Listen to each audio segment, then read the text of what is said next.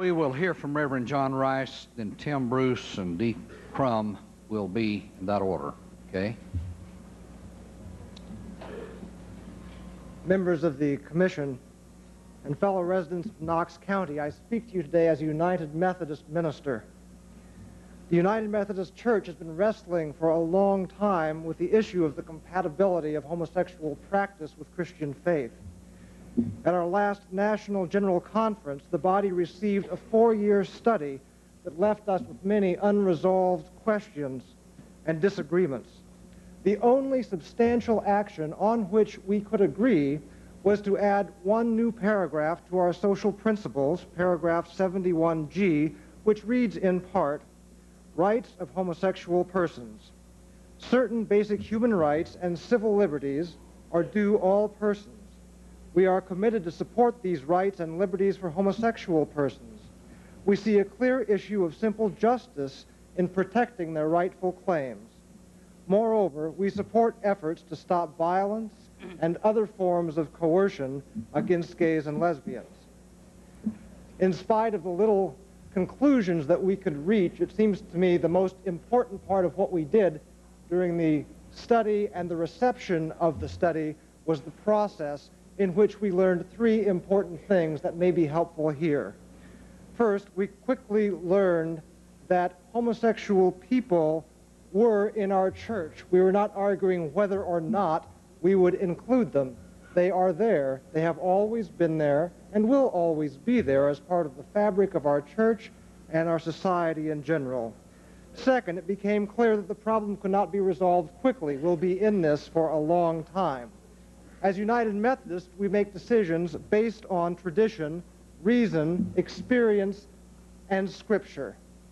The tradition is clear. Since the time of Augustine, the church has been relatively anti-sexual in general and anti-homosexual in particular. Our reason has, in our time, however, called this practice into question.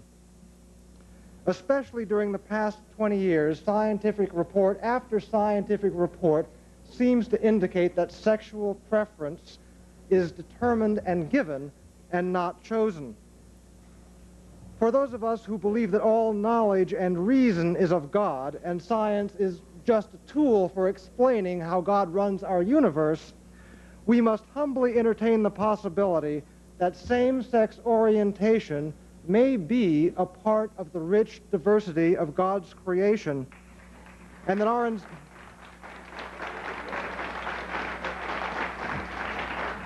our insistence on punishing and trying to get rid of people with this orientation may in fact not be part of our righteousness, but part of our sinfulness.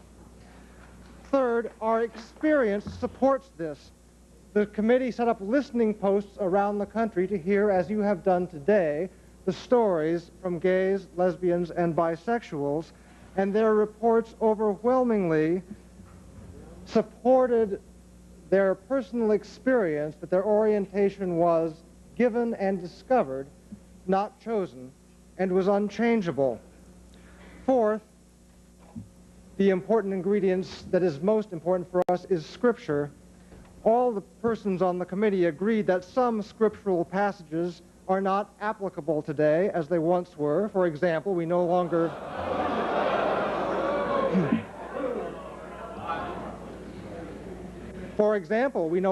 stone disobedient children to death. We no longer stone people who are adulterers to death, as suggested in the commandments in Deuteronomy. But the committee could not agree on the meaning, interpretation, or status of the 7 passages usually associated with the discussion regarding homosexuality. In summary, reason, experience, tradition, and Scripture have left us with questions and in conflict to be a humbly questioning people. Third, the process of preparing and presenting the report left us with this great lesson, that labeling, creating an us and a them, always unleashed hostility, anger, and intolerance.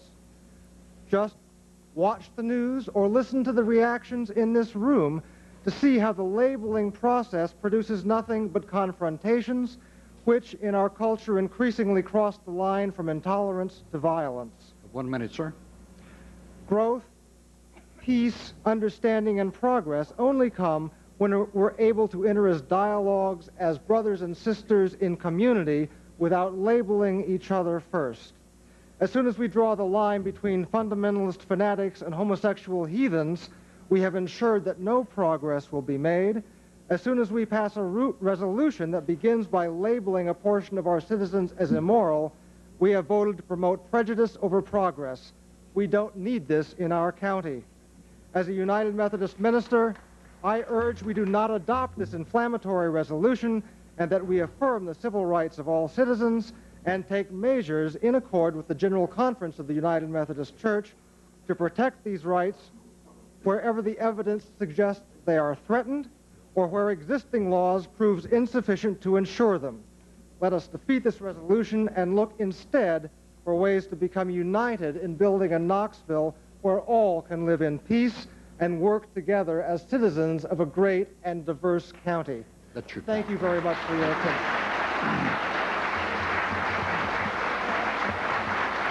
Okay. Okay. All right, we